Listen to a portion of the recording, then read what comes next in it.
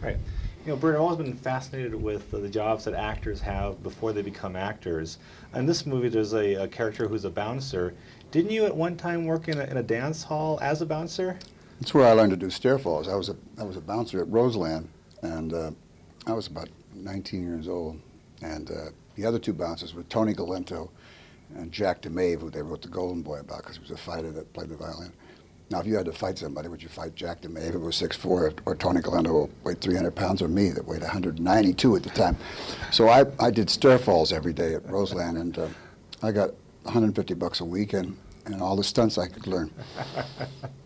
You know, the jobs or the movies that actors don't get, or the rumors that they were offered, two movies, I don't know if this is true or not, The Godfather and the James Bond role. There was a rumor that you were offered or considered for parts in both those movies. Not The Godfather, because Marlon said no, but James Bond I was offered.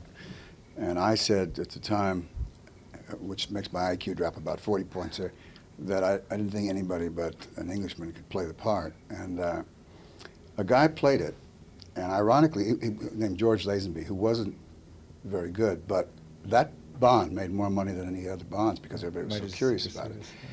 I think I probably would have enjoyed it. I felt a lot like Sean Connery probably felt, that I didn't know which spoon to pick up and how was I going to play Bond, James Bond. But now I probably would be thrilled to death. But when you're young and just coming out of Dan August, it didn't seem like a good idea. Well, what happened with The Godfather? Because didn't Marlon Brando veto you because he thought that you looked too similar or something? Well, I wasn't. I think it was a couple of things. He wasn't a fan, and I'd had sort of a run-in with him before, and that was before he moved to an island and became an island. Yeah.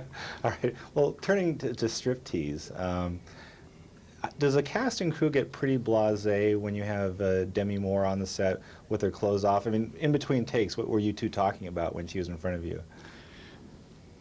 I was apoplectic, so I couldn't talk much, but the crew wasn't blasé, no.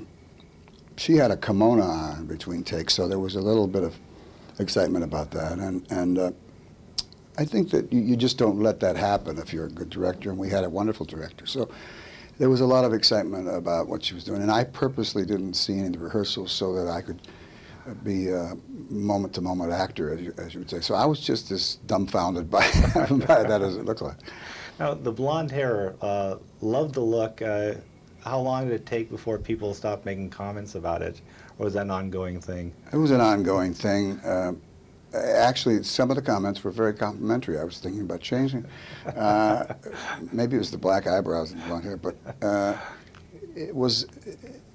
I do understand now what Olivier said about working from the outside in. It was a great deal easier for me to find the character with this outfit on.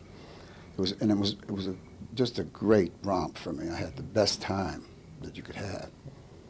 You know, I got a question about a movie you did a while back. In fact, I went to film school at UCLA, and one of our instructors loved this movie, Starting Over. If I remember correctly, at the time, there was a lot of talk that you were going to get nominated for an Oscar for that movie. It was an Oscar caliber performance, and it didn't turn out that way. Was that really disappointing for you? Did you feel that was one of the best films you had done? I thought that it was, I thought it was certainly the closest to me, because I'd played so much of this bravado, cocky character. And again, Pakula thought I couldn't play this guy who was mixed up in a singles bar, which is exactly what I would be. Mostly for fear of rejection. But I loved doing the part, and Jill was nominated. And if you remember, Candace was nominated. It was her first comedy. Alan Pakula was nominated. The movie was nominated. The cameraman was nominated. The story was nominated. James Brooks was nominated. Somewhere the Maypole didn't get nominated. But disappointed, no. I was thrilled to be in the film. And in those cases, it's kind of like, I suppose a guy feels like he's throwing a no-hitter and too many people talk about it in the bullpen.